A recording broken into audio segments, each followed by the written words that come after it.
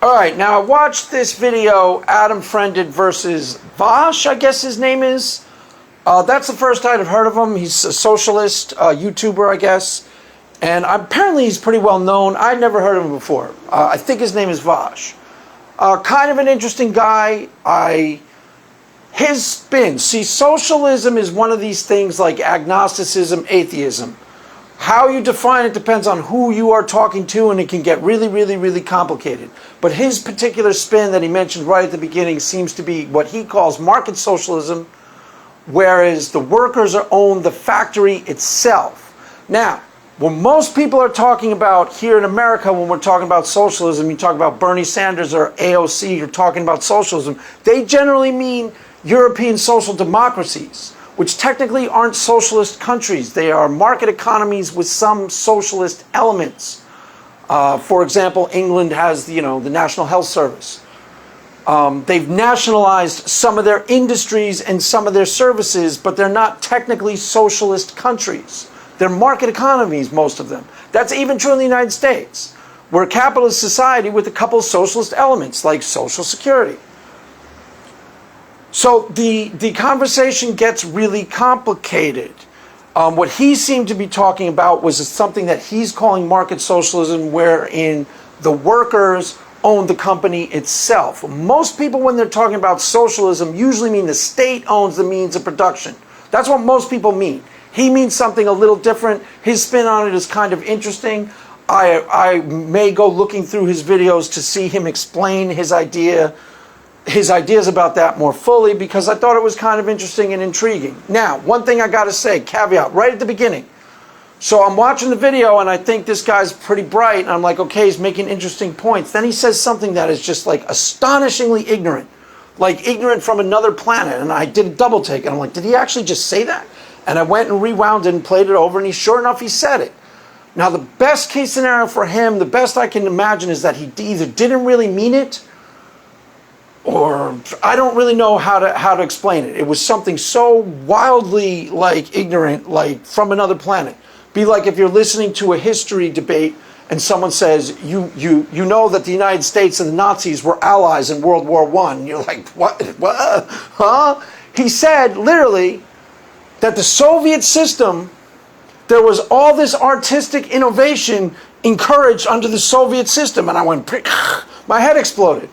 Because not only is that not true, but that's astonishingly, amazingly common knowledge, not true, not even close to true. I mean, that's common knowledge that, no, that's not even close to true. So I don't know how he got that information or whether he meant it as it sounds. Maybe he read one book on the subject in one specific area.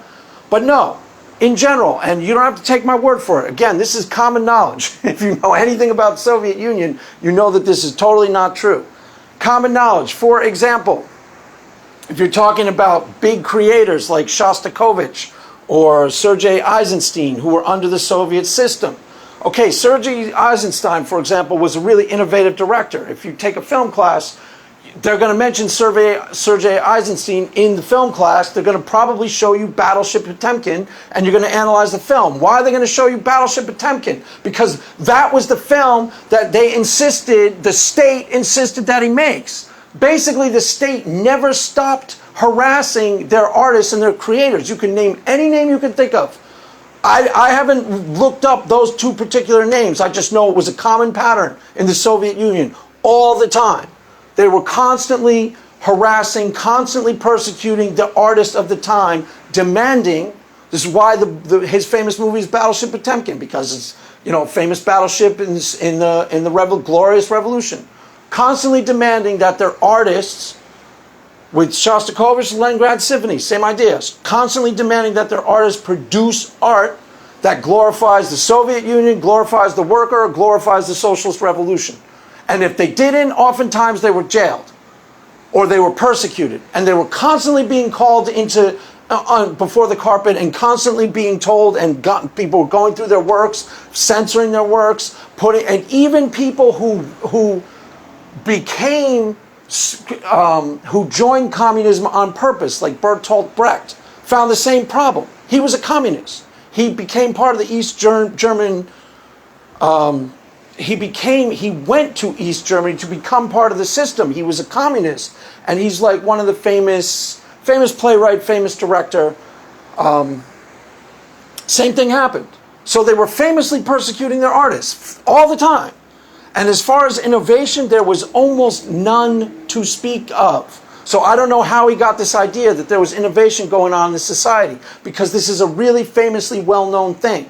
From 1917 on, there's something called socialist realism. You can look it up if you don't believe me. Just Google those words, socialist realism. That was the main motif through most of the Soviet era, and it was pretty much dictated by the state.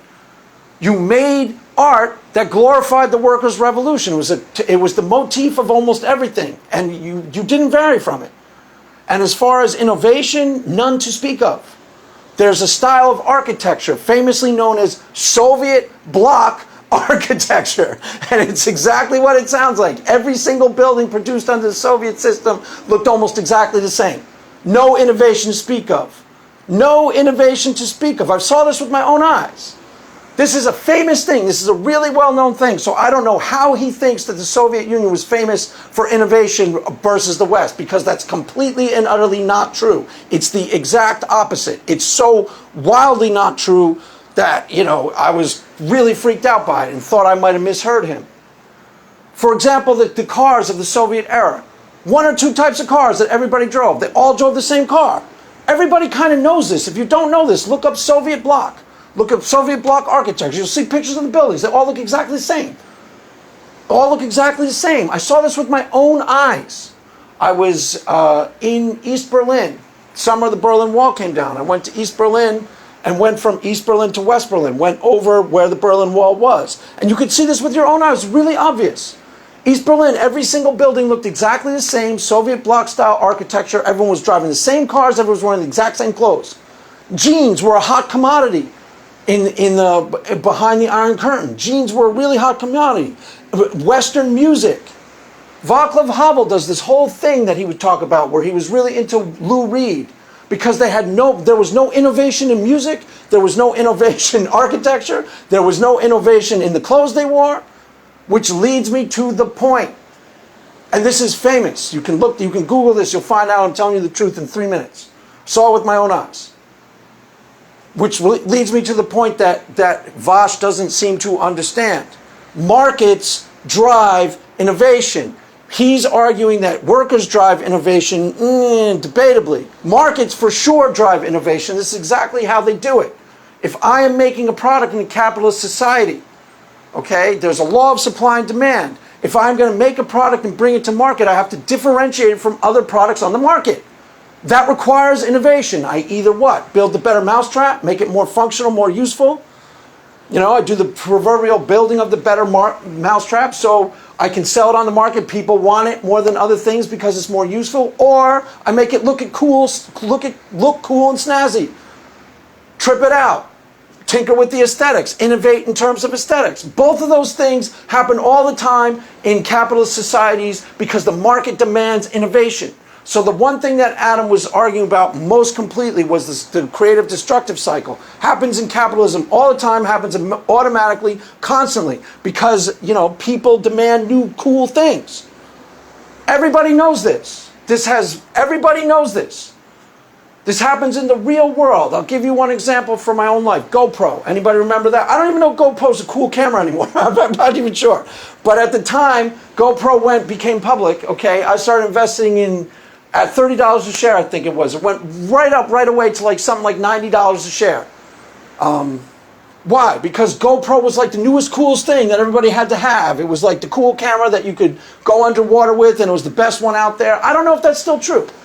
I sold it. I sold the stock, and the stock went back down to, I think it's at 10 now.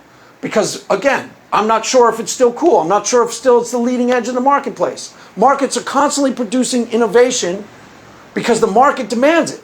That's what makes the product sell. That's why the market itself creates the innovation. It's not the person working in the shop, and it's not Tesla. It's not the guy running Tesla either. Whatever his name, Musk. What produces innovation in capitalist economies is the demand of the marketplace itself, because the market is asking for. Adam is kind of essentially right about the creative destructive process, and he understands that, you know, the essence of creative capitalism is Steve Jobs and, what is it, Wozniak, I think his name is, working in a garage, you know, innovating, because they want to bring something to market that's new and cool and different that's going to make them potentially rich.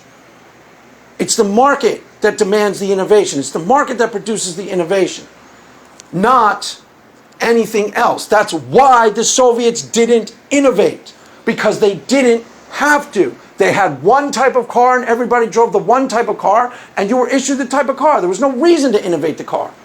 There was no reason to make cool Mustangs and trip them out. Why? Because no one's going to buy them. That's why. The market wasn't asking for them.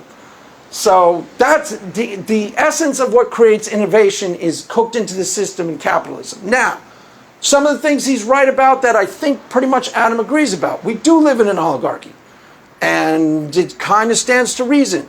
The rich people get richer, and then what happens? The system is kind of corrupt. They line the pockets of the senators, and they buy the senators, so that the senators start making law that, guess what, favor them.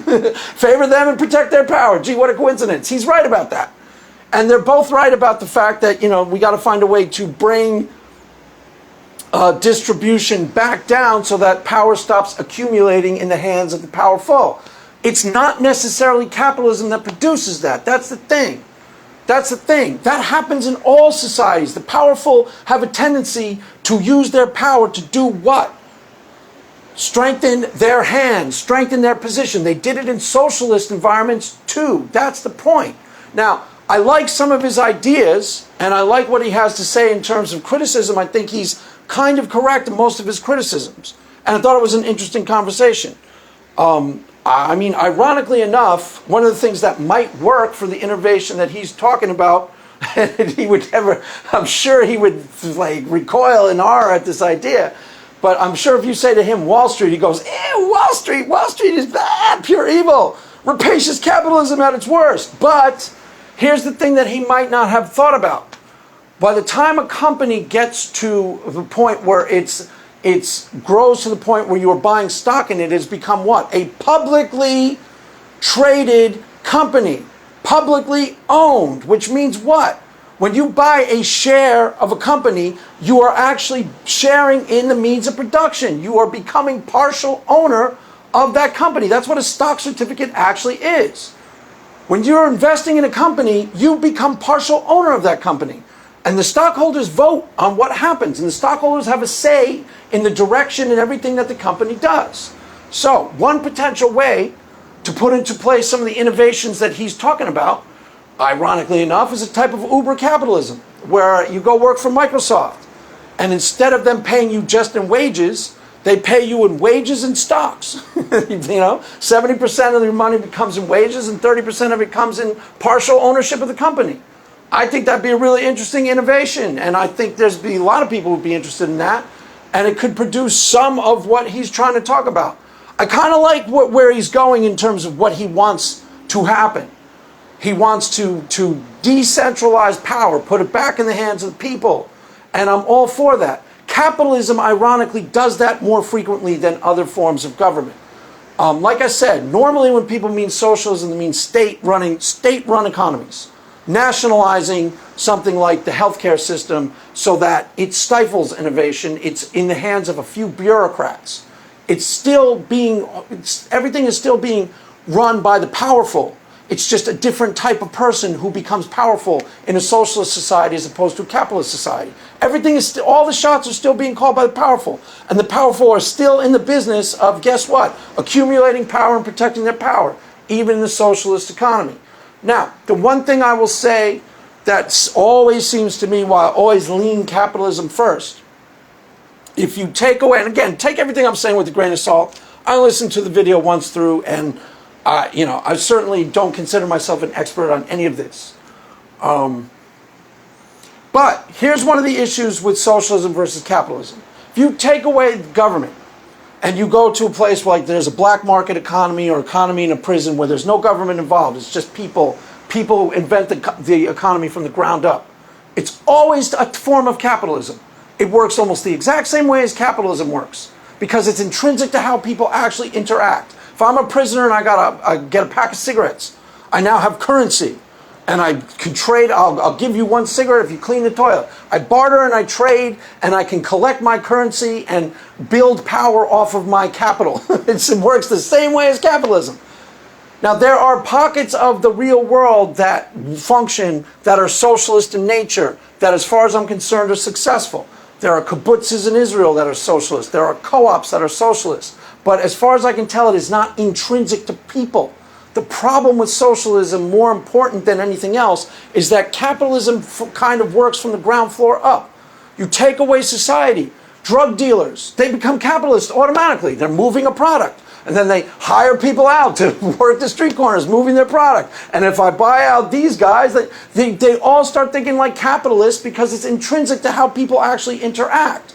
Socialism needs to be imposed. If you strip away governments, nobody ever goes, hey, let's all collectively work together. That needs to be imposed from the outside. Capitalism kind of works intrinsically from how people act. Go look at any prison. Go look at any prison documentary. You'll be really impressed with how entrepreneurial everybody is with, like, whatever they can trade and sell and collect. They're entrepreneurs. They do exactly what capitalists do, just on a smaller scale. There's no such thing, as far as I can tell, in the real world where you strip away the society and you strip away everything, and now you have people, in a prison, and somebody goes, hey, let's all work together for the common good. See, that's why I don't think socialism works. It needs some means of enforcement. That's what I think is its most important defect, is it always requires an enforcer from the outside, whereas capitalism is kind of intrinsically how people act. Yeah, you need police and things like that to make sure people don't steal. But when you strip away society itself, people tend to act capitalistic and entrepreneurial automatically. So, I don't know. Other than that, I thought it was kind of a cool debate. I think the guy's interesting for sure, and I'll probably start looking at his videos and see if he actually goes into detail about what he calls market socialism. Because as far as I'm concerned, that could work in a capitalist society if you just give, people go to work and you give them stocks for the company that they work for. I think a lot of people will be down with that idea. It gives the workers more of a stake in what they're building in the company. So, other than that, I don't really see, he didn't really spell it out in the debate with Adam. They kind of spent a lot of time talking about a couple of different things like innovation and creative destruction, a couple of key points. I'm interested in his idea of workers. His form of market socialism is workers control the industry itself. So you go to work for the industry that you are a part owner of, and you own the means of production. Technically that's the Horatio Alger dream in America itself. You start out as a busboy, you work yourself way up to waiter, then you become a manager, then you buy the restaurant, then you have 3 restaurants. That's the Horatio Alger story. But I don't know how he's framing it and how he purports it to work. Didn't really come out all that fully in the debate, so I'll probably go through his videos and see if he explains it somewhere in detail. Other than that, they were both in agreement about a lot of the problems. I mean, the problems are pretty obvious, and there's very few people who dispute some of the problems that go on in our society today. I'm just not sure if anything. I just don't think socialism is actually the answer. I'm totally okay with a balance of a market economy with some socialist elements like a safety net to protect people. Some of the things he talked about I agree with.